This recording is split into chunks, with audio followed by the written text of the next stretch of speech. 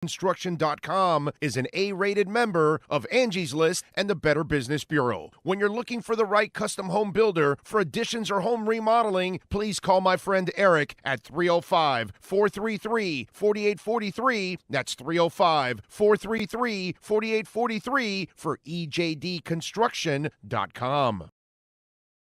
There's no need to drive around South Florida wasting valuable time looking for a new or certified pre-owned Acura. Go to the #1 volume sales dealership in the Southeast United States. Craig Zinn's Acura of Pembroke Pines. Purchase with pace and space in a dealership tailored to your needs. From home buying to providing that personal touch. Contact the 2020 Satisfaction Award winner Craig Zinn's Acura of Pembroke Pines. 888-776-5123. That's 888-776-5123. Or visit them at 15601 Pines Boulevard in Pembroke Pines.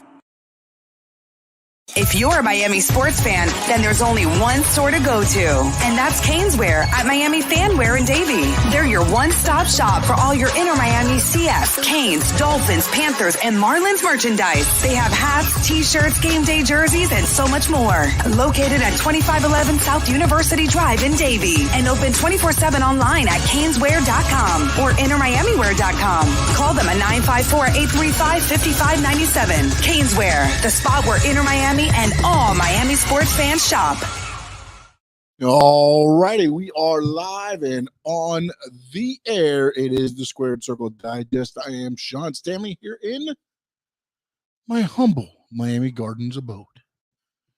We had AEW Dynamite last night. Don't know if they got the rating they wanted. I think it was 970, considering they went all out with the Shark Week. I mean, if you can't tell that Discovery is involved with AEW after watching that card, I do not know what to tell you. And Frankie Fresco, thanks for jumping in, my man.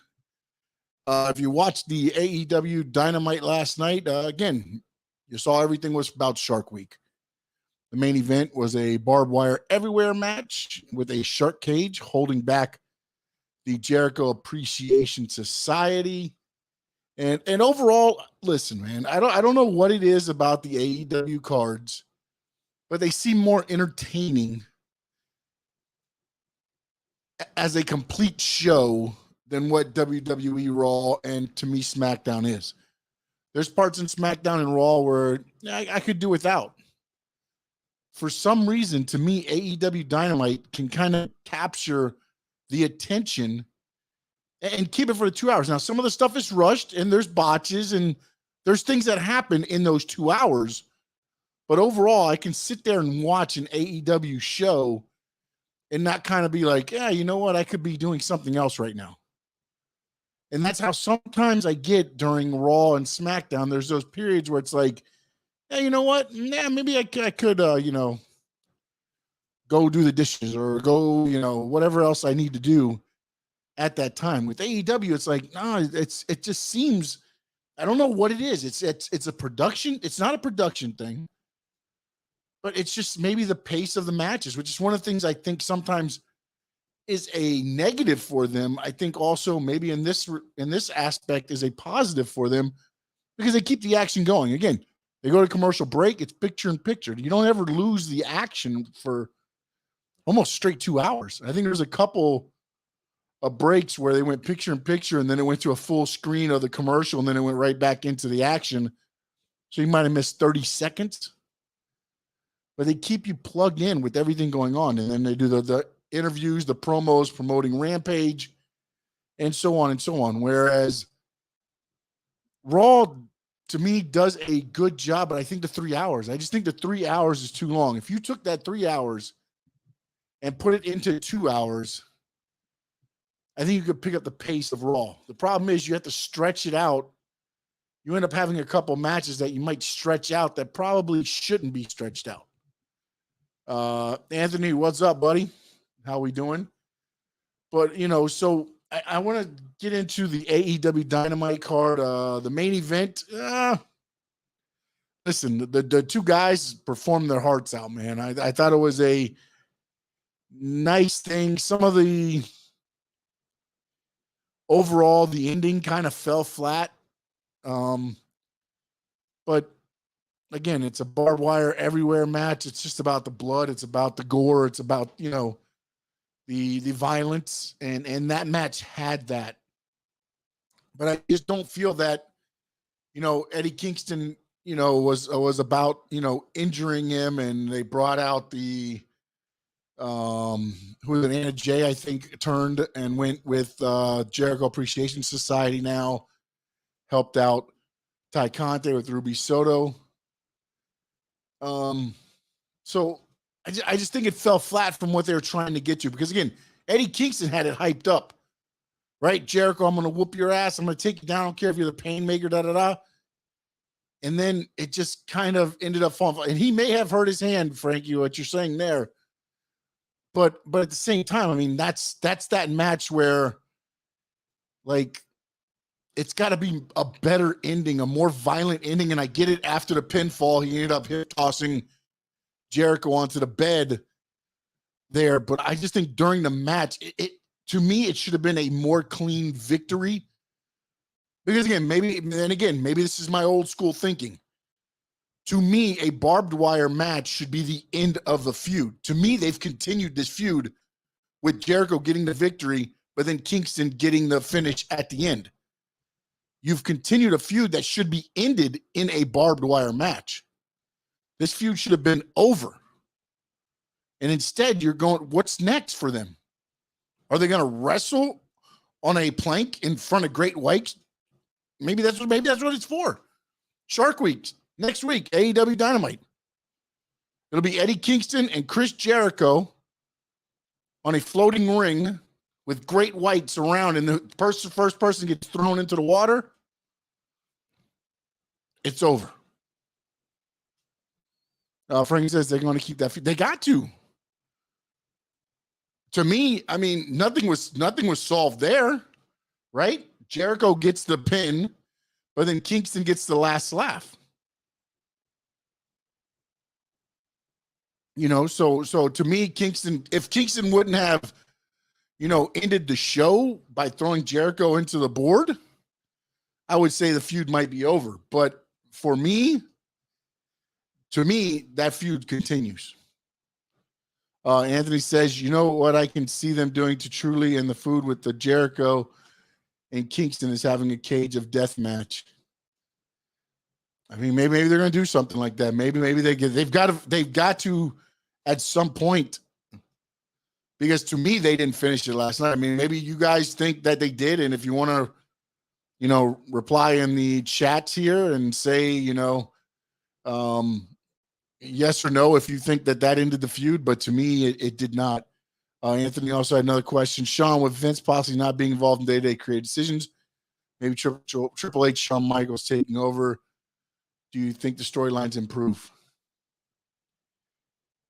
I mean, they can't get worse, right? I mean, I know it's a sorry-ass answer to say, but, I mean, a lot of these, unless you're, the Roman Reigns and you're up there in the top storylines and Riddle, I just think right now all the storylines are terrible. I mean, besides, you had your Seth and Cody on Raw, which was good. Bianca and Becky was good. Your Roman and Brock, of course, is what is going to be good. I mean, I think if you're not at the top of the card, it doesn't matter the way WWE thinks. But to me, I hope they start taking more. I would like to see a lot more feuds in the mid card to build that up at a pay-per-view. To me, a lot of the pay-per-view matches are just, I could do without some of them because they don't build them up good enough. And they just kind of like at the last minute, it's like, oh, wait, we need to add a match. Okay, on SmackDown, have this guy attack this guy and throw it on the card. I want to have more. And again, I get it. They can't really do long-term storylines in WWE because of every 4 weeks they're doing a pay-per-view. I understand that. You can do some storylines for a couple of them, but you could still set up a nice little feud in 3 weeks if you wanted to at least make matches make more sense. And finish off some of these damn feuds, man. You let some feuds go forever. Some feuds never end. I mean, you get feuds that just never freaking end, right? What happened with KO and Ezekiel? All of a sudden now that's done, but there was never a complete finish to it, right? It was going to be the three brothers were supposed to, because it was going to be Ezekiel, Elias, and then who was the third brother? And they were going to take on KO to see who qualified for the King of the Ring ladder match. That match never happened, which left it open so they could add Theory. You know, so it's one of those things where I just want it to make more sense and be, you know, again, maybe that's just my old thinking, and everything else is just, I loved it when the matches, look, man, you had Rock and Roll Express against Midnight Express. You had every card. Hell, you had the Mulkeys, you know, back in the day, they never won. They always got killed on TV. They ended up winning to go to the Crockett Cup, and they won the first match there. Fluke wins, but they rolled them over, and it told a story. You had stories being told in the opening matches to the second match, to the third match. It was just, that's when you can get people hooked.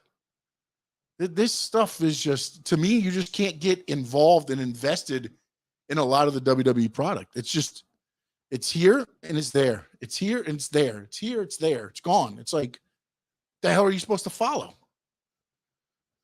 Let's see here. Frankie says they need to let them fight it out without anyone getting involved in the feud. Yeah, but I mean, again, maybe that's where that cage of death match comes in. Again, that's you know, they might bring some stuff from Japan over, and we'll see what happens there. Let's see here. Anthony says, what can I see AEW is doing to end the feud with Kingston and Jericho? Is that Revolution or Double or Nothing next year? They might set up. Yeah. I mean, if they do that, that's way. I mean, they should do it at the next pay-per-view. What's the next one? All Out? Is All Out their next one in September? I think it is. You got to end that feud there, man. At this point, that's just, it's just, if you roll it out and you go on into next year, and because remember, they only do 4 pay-per-views a year now, and I don't know. And Ring of Honor's got a pay-per-view coming up this week, which is pretty good as well. They got their or is it Death Before Dishonor pay-per-view with Gresham against Castagnoli. So that'll be good. Heat Finn says, who do you think is winning the last man standing match? I think Roman wins it. And then I read an interesting story today. And again, you know, in pro wrestling, the stories are really all opinionated, but the thing that I got going into this is that Theory is not going to basically cash in the money. It's going to be like what happened with Happy Corbin. It's not going to be a successful, cash in with Theory's briefcase, which is interesting to me because of everything going on. But then I think back and I say, okay, he was, quote unquote, Vince's guy, all this stuff going on with Vince. Maybe this puts a little bit of the kibosh and the shine off of him. Maybe he tries to cash in. They said possibly at the last man standing match. So maybe he tries to cash in, does something, and then Roman ends up catching him. But the only way I believe, to me, to get the title off of Roman Reigns is to do a cash in after Brock Lesnar leaves him laying for dead. He comes in and makes the pin and gets the belt off of him. I don't think you can do a one-on-one, straight up pin on Roman right now. I think I would take too much away from him. If you cheat him out of it, and then he leaves for a little while or whatever, comes in, cuts a promo saying, I was cheated out of the title. I see how I'm being treated. I'm going to leave for a while, and goes away for a while. We shall see. But I do know, and the other thing is, the Clash at the Castle was originally set up to be Roman Reigns versus Drew McIntyre.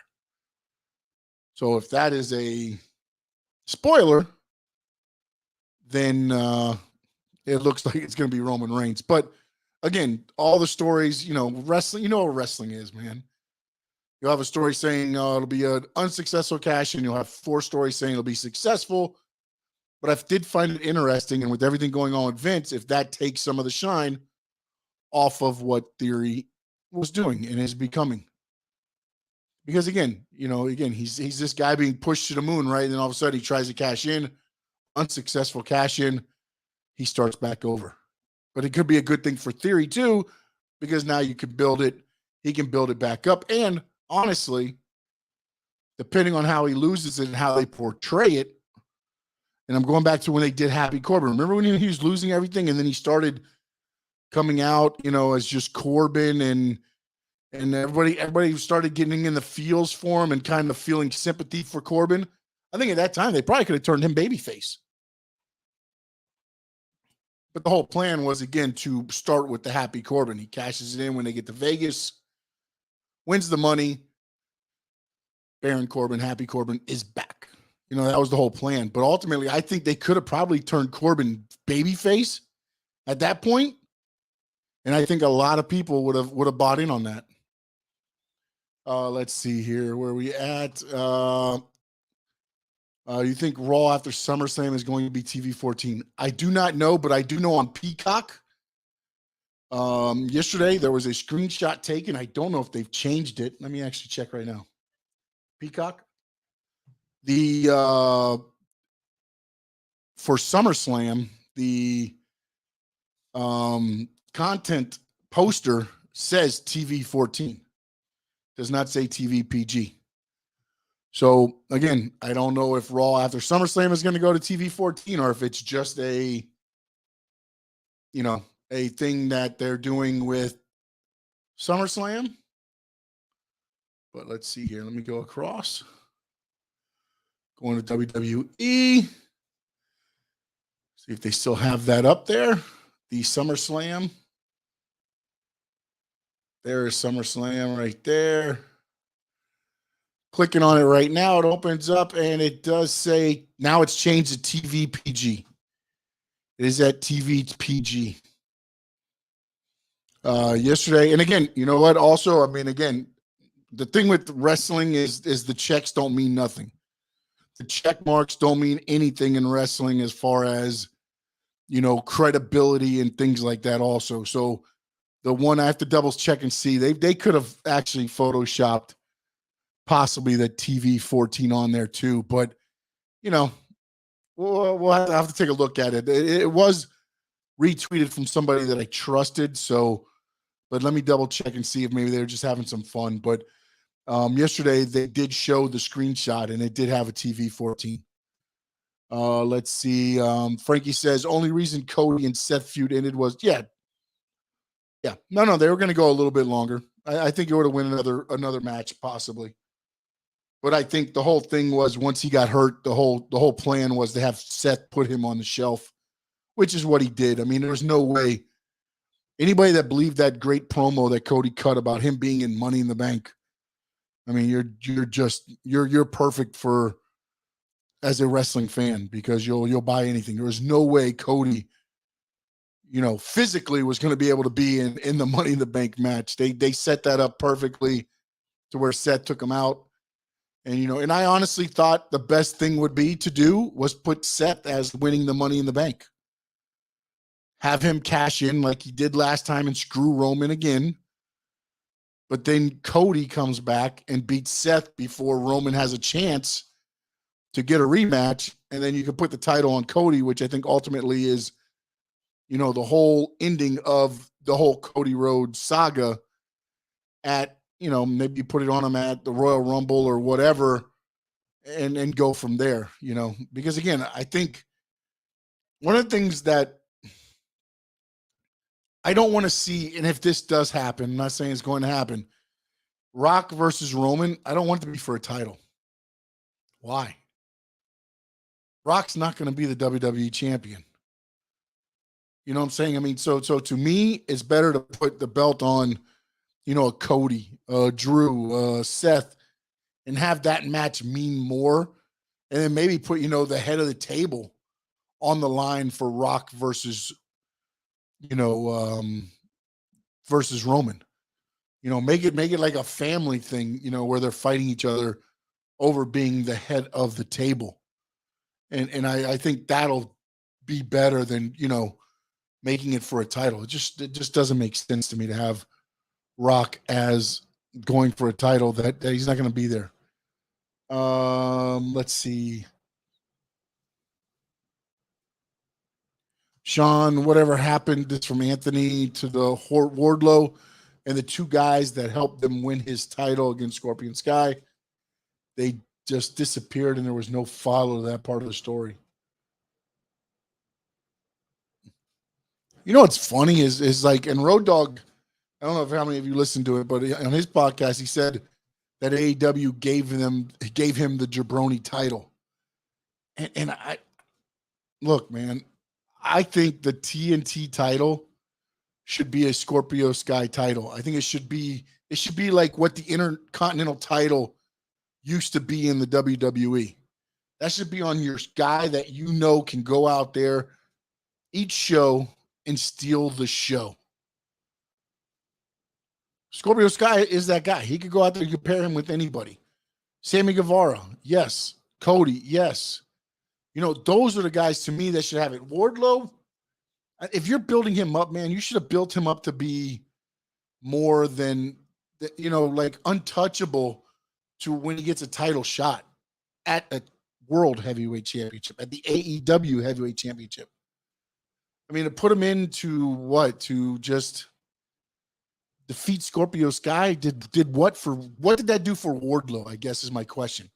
And then on his first defense, you have him going a 20-minute match with Orange Cassidy. Not taking anything away from Orange Cassidy, but you're building up Wardlow to be this damn, you know, $1 million man, and he's getting kicked, you know, by Orange Cassidy. And it's taking him 20 minutes to beat Orange Cassidy. To me, how the hell does that make Wardlow a big-time prospect to me anymore? Or a contender for a heavyweight title? 20 minutes it took you to take care of Orange Cassidy. You've destroyed 27 security guards in one swing. You won the TNT title in less than 8-10 minutes? And it takes you 20 minutes to beat Orange Cassidy, and then at the end you pick him up and you shake his hand? I think they've done more damage to Wardlow with this TNT title run than maybe they thought. Maybe they thought, hey, you know what, if we do this, we can boost him up. I think it's hurt him. I think it's hurt him a lot. But we'll see if they can turn that around. I feel like Roman and Brock go down. Theory cashes in by becoming the last man standing. If he does, I'm going to be interested to see what the hell they do next. If Theory wins the title, I want to see what the hell they have in store for us next, because I don't know where the hell they're going to go. I get it that Theory is, you know, the little weasel guy. He's going to sneak in. He's going to steal, hit on his opportunities. But then what happens after that? Who's his first title defense? And he can do that because remember, it was what was in the WrestleMania, Seth Rollins did the same thing with Roman and Brock in their match at WrestleMania. Seth snuck in and ended up pinning Roman to win the title. So there, you know, that's how it out. Fulgencio, thank you, my man. It's a great content. I appreciate. They did change it. I'm not sure he defends what you're saying there. Frankie Fresco says, what do you think of Jungle Boy and Lucha being back together?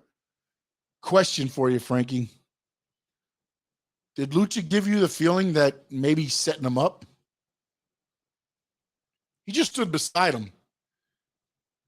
He let Jungle Boy enter the ring. Christian ran. He didn't need to do anything. So is he really on Jungle Boy's side? Or is this just part of the old switcheroo plan of the great Christian? To where, hey, step aside, I'll look at you crazy, and then next week we'll turn on him and we'll leave Jungle Boy laying. It's going to be interesting because they left themselves open. I like what they did there. I did. I really enjoyed what they did there. And I do hope, though, that they do keep Jungle Boy and Luchasaurus together. I think they have a good thing there as a tag team. But it will be interesting to see if they, if they can, because they did leave themselves open. They left themselves open that, so it's a stipulation match this time, so I'm wondering.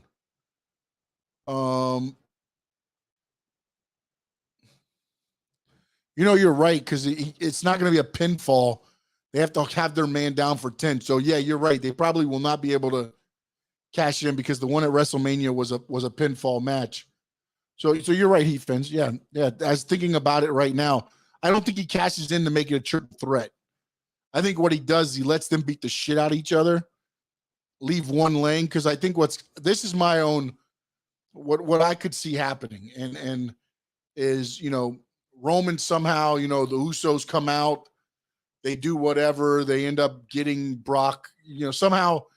You've seen it before, the forklift or whatever, holding them down for the count of 10 or whatever. Brock finally gets whatever free after the match and just totally decimates Roman. And then leaves him laying there. And then at that point, Theory hits. Roman's laid out. 3 F5s, 4 F5s, how many F5s you want to do. And then run it in. And Cruz, I think you hit it right on the head too.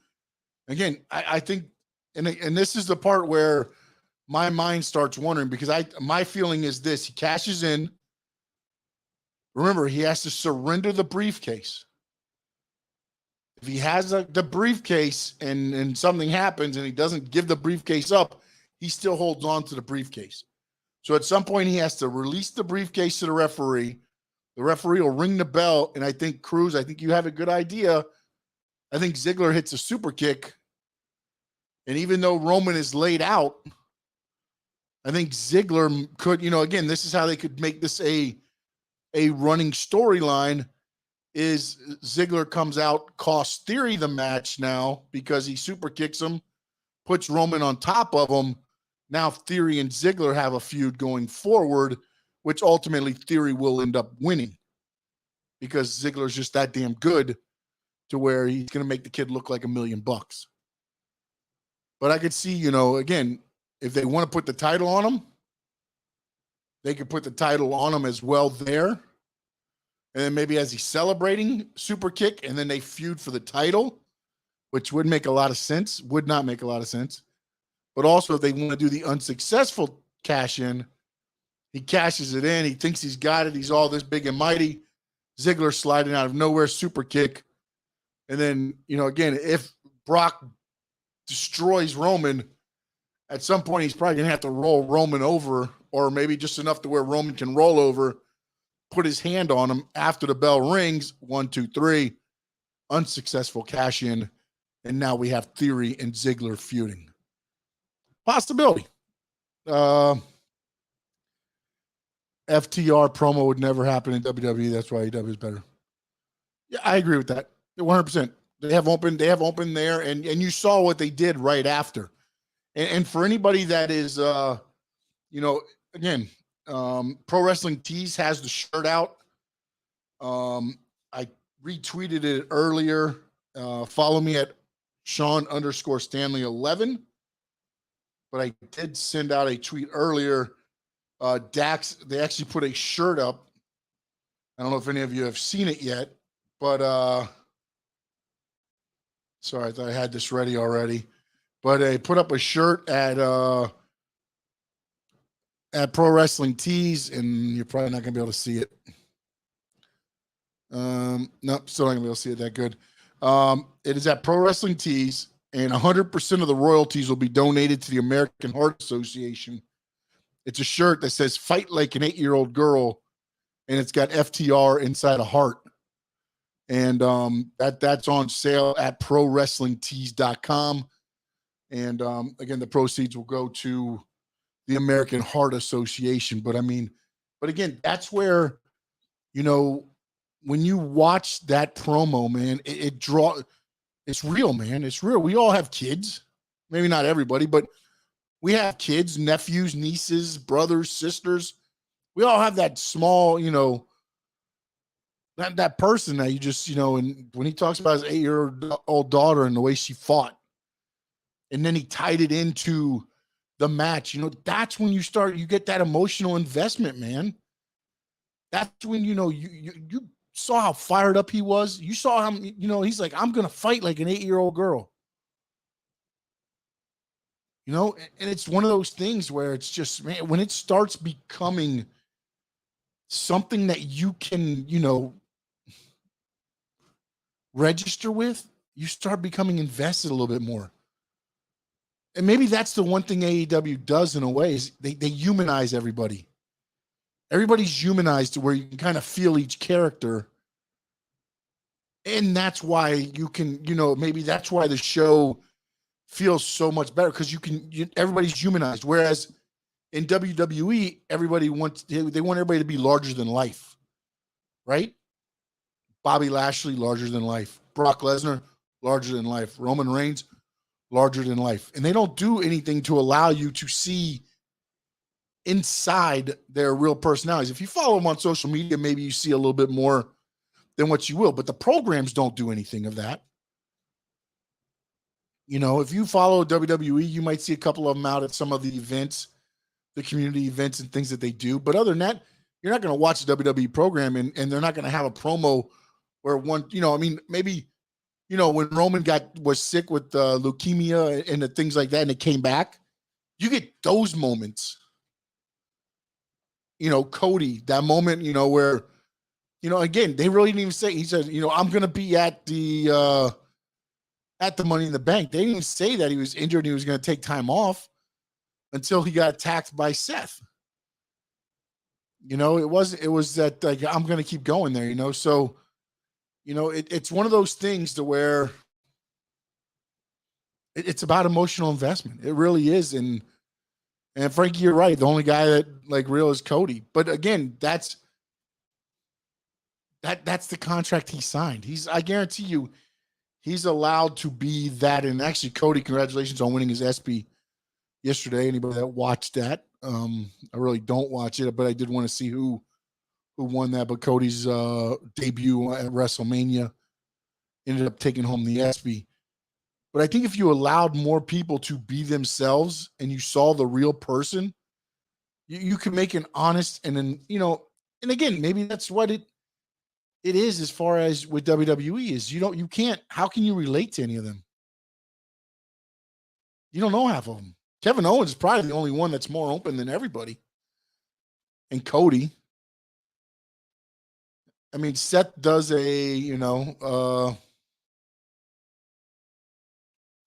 yeah, no, you're right, Cruz. I mean, I know they're targeting the casual audience, and that's the one thing I say about AEW is they aim at their hardcore audience, which is not, they're not going to grow. That's the problem with AEW is they aim at their target audience. They know who their target audience is, and that's all they do. Whereas WWE will aim all across the board. They know kids are going to make their parents buy them stuff, which is right now why we're in the PG era. Because it's about making money, and, again, WWE has more aspect of that because they do the, World Wrestling Entertainment. It's not all elite wrestling. It's not just wrestling. It's entertainment, and so they've been around for umpteen years. AEW's 3-4 years old, when you look at when the concept was, not when they got on TV. It's one of those things. To me, it's always been about emotional investment. That's the one thing I was taught when I was being trained and when I wrestled was if you can, the one thing they tell you, the easiest thing to do when you're in independent wrestling is find a little kid. If you get him yelling, the whole crowd starts yelling. You get him booing you, the whole crowd will start booing you. It's just the easy cheap eat. But it's true, man. If you can get one kid to boo you, the crowd will usually follow. And again, at an independent show, it's a much smaller crowd, much more intimate crowd, but you can get that just from messing. Then it's over. Once you get everybody involved, then the fun begins. When you can just, choke somebody and stand there and look out and they boo you, that's when you got it. You know what I'm saying? So it's about the making the fans feel it. It doesn't matter how many guys you bring in, names, everything else. You've got to make people feel something. What do you think of AEW bring in Kev? Everybody does that stuff, though, Frankie. I mean, it was on Tony Nese. I mean, that's all I'll say. At least it wasn't Wardlow or Jake Hager or one of those big guys that they, is Tony Nese. So at least they did it on a guy like, Tony Nese. They didn't have him come out and, knock out you know, what Tyson came out and knocked out Chris Jericho, right? And all that stuff. So we'll have to see. Sean, are you content with the SummerSlam card? Another rematch of Lesnar versus Reigns? Would have preferred to see something else for the main event. Josh, man, I would prefer to see something else as well, but what the hell? Honestly, what else is going to, I mean, they had to move Money in the Bank from, was it Allegiant Stadium where the Raiders play in Vegas to the Grand Garden Arena because of ticket sales, because there was no big name, Roman wasn't on it. Lesnar wasn't on it. All those guys weren't on that card. This is another one of those shows where you got to have the name power. And again, it shows because SummerSlam drew better than what Money in the Bank drew. So to me, yes, I agree. I would be a million times rather not see a rematch of this. But unfortunately, it's what they have to do because of the drawing power of Roman Reigns and Brock Lesnar. I honestly think they were probably trying to aim for Cena being on SummerSlam as well, but that didn't work out. I'm sure they probably reached out to The Rock way beforehand, and then that probably didn't work out. So their next bet was, all right, let's bring Brock back. I guarantee you they tried other avenues, but there's nobody there, unfortunately, because WWE, to me, does a poor job of building a lot of guys that you believe in because they do all these feuds where, like with what they did with Wardlow with Orange Cassidy. That's what WWE does so much. You have this guy that you can probably build up as an unbeatable guy, but then you have him lose. Lashley, when he was feuding, before now, they brought him back against Omos and all that stuff. They're starting to build him up better now. But, look at the guys that you got. Who do you have? What would you rather see, Josh, as the main event of SummerSlam right now? Because to me, Drew and Roman will probably be the main event at Clash of the Castle, which I think is the next pay-per-view. So that couldn't main event now because that would take away from that main event. Bobby Lashley, who?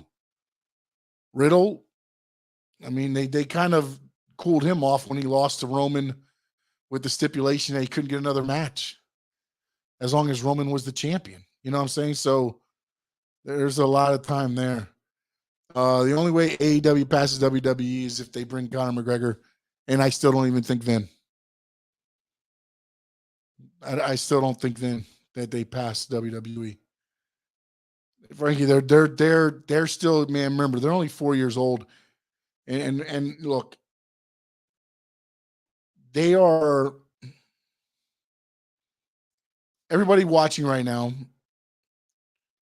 will probably agree with me on this. Raw, 3 hours, way too long. Let's think about this. Raw is probably, besides NXT, but I don't count that as WWE product, but I don't count that as like a main roster. Raw right now did a 1.75. 1.75 with the last show they just did. Okay? What was the main event? Man, I'm drawing a blank. What was the main event of that one? Is Boss B on here? Because I think Boss B went to the show. If he is, but think about it, that did a 1.75. AEW did a barbed wire everywhere match and drew 940. There's still 800,000 away from touching Raw.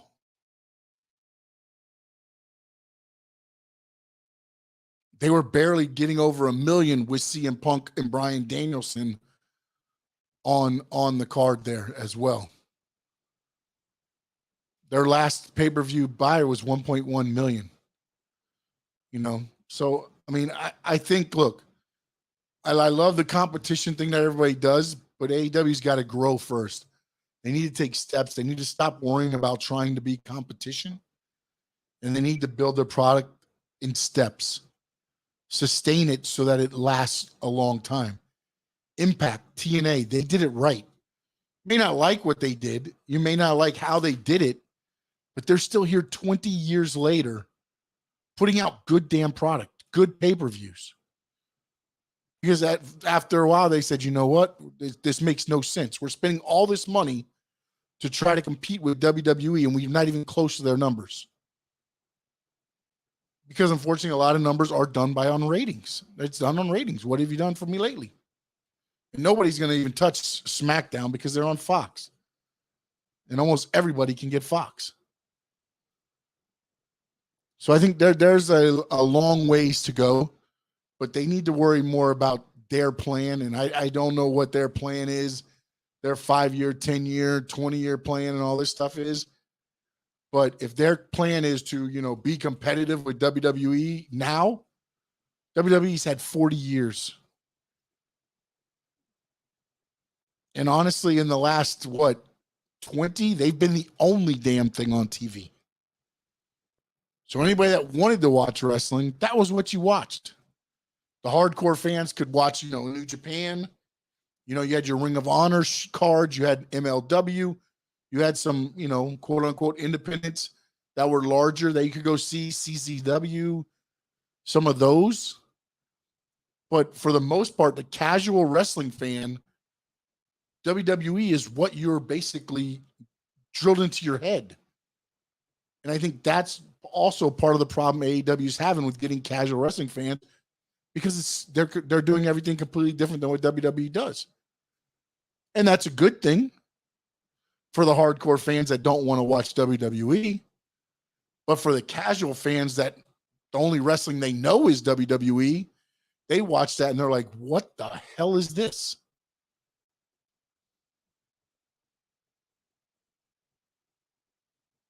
So I don't think it's still too far off to even think of AEW passing WWE. They need probably 10 more years to catch.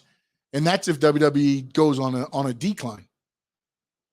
So we'll have to see. And again, I think, and the question was asked earlier, if Vince is taken out of day-to-day, I think you might see more of a turn going toward the style of what AEW does, which might in turn, some of those wobbling on the gate, you might see them flip over and actually turn over and become WWE fans if, again, that's a big if Vince is taken out of day-to-day operations. Even if WWE goes TV 14, would that make no heat fans? Because WWE NXT is TV 14. You have Mandy Rose and the attraction. That's TV 14. You'll get a little more risque probably with the women performers, but that again, that takes away from what they're doing with the women, because right now the women performers can go. You don't need that anymore. You needed that eye candy back in the day because of they couldn't really wrestle that well. You had your few that you could throw in there, Mickie James, Trish Stratus learned on the go, Lita. You had those, but the other ones were there just to, Jacqueline was another one that was very good.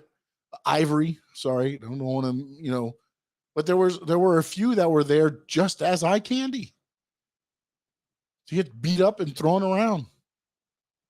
Did they learn how to work and learn how to wrestle a little bit better as they, they were there longer? Yeah, a couple of them picked it up.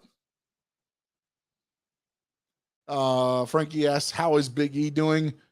I know he cut a promo or was on a podcast, I'm sorry, and said that, if he had to retire because of his neck injury, he'd be content.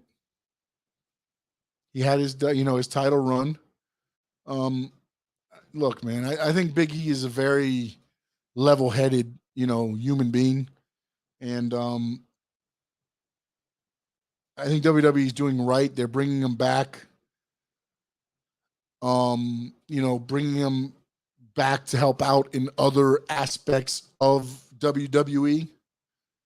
And I think that's where you're going to start, I think you'll start seeing more of Big E. I'm not saying his in-ring, career is over, but I think behind the scenes, they're going to start working him in more, of that, a little bit of the Titus O'Neil role, the community, because Big E is just, he's a big teddy bear, man. What you see with the New Day, that's kind of, his personality is his character. I'm not going to say it's over, but I think he's content with where he is, and I don't think he doesn't need to take that chance and be like, well, it's a 50-50 chance. I think if that's a 50-50 chance, I believe you probably see Big E kind of slide over into, a community relations and type thing and go from there. But I'm not going to say that it is over, but I think the way I kind of read how it was going, it might be more toward Big E not returning. But again, I hope he does, and I hope he comes back, 100%. But he himself said he's content with whatever he has to do, and that's the decision he's going to have to make ultimately, regardless. Neck injuries are not something to mess with wrestling. You have to, you tuck your chin when you bump. There's a lot of stuff that happens with your neck that a lot of people, you don't understand about, which is why, same thing with the hips and everybody. Everybody's like, wait a minute, how's everybody's, hips and backs and things like that? Because it's the bumps that you take. It's the spills you take. It's the, the constant bumps. Yeah, you're hitting, softer pads, but still hurts like hell. And those are big ass guys, man. You're talking 300 pounds every night, 4 or 5 times a week. And that's nothing to write home about right there. Let's see. Frankie also said Sting versus Black will be awesome. Man, I just wish it was, 10 years ago. I would love to see prime Sting versus Malachi Black. And I don't even mean prime like when he was, the beach blonde guy and all that stuff. Even as he got older, but I just don't know that, man. It's one of those things to where, a lot of people are talking about, the Ric Flair last match. Oh, I'm not going to watch it, this and that.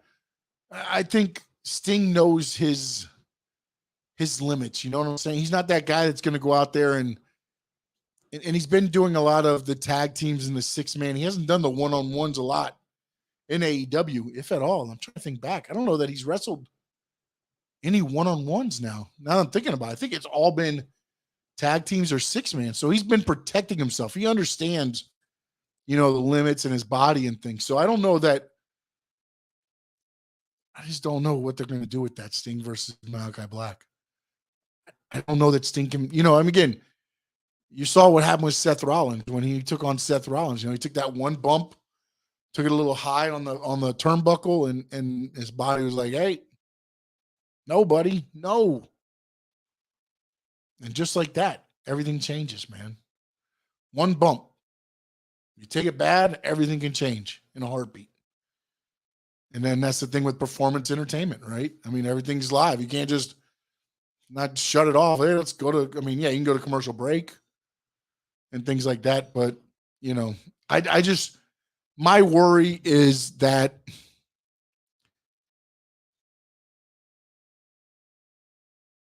it's not going to be Sting. That's my worry. It's going to be the shadow of Sting. But what I did notice is they sprayed the mist in his eyes. They sprayed the mist in Miro's eyes, and he said it was the darkness. What I'm wondering is maybe Sting goes to the dark side. We get a darker Sting. So maybe he doesn't wrestle. He's just a fighter, and maybe he just comes out with I don't know. But it'll be interesting to see. But I don't know that he can do he's not going to be that Stinger of old. Maybe he can give it to you one time. But I like him in the tag team matches, and I wish he would stop jumping off the damn balconies. You saw what happened with Jeff Hardy. It's just, dude, you can put your body through all that pain. You start medicating, and it's not good. Not good at all. Did you ever almost get really hurt when you wrestled? Twice. Once I popped my shoulder out of socket, and then I had to. He threw me into the. I took a bulldog off the top rope, and I came down on one side, and it popped my shoulder out, and then they popped it back in for me.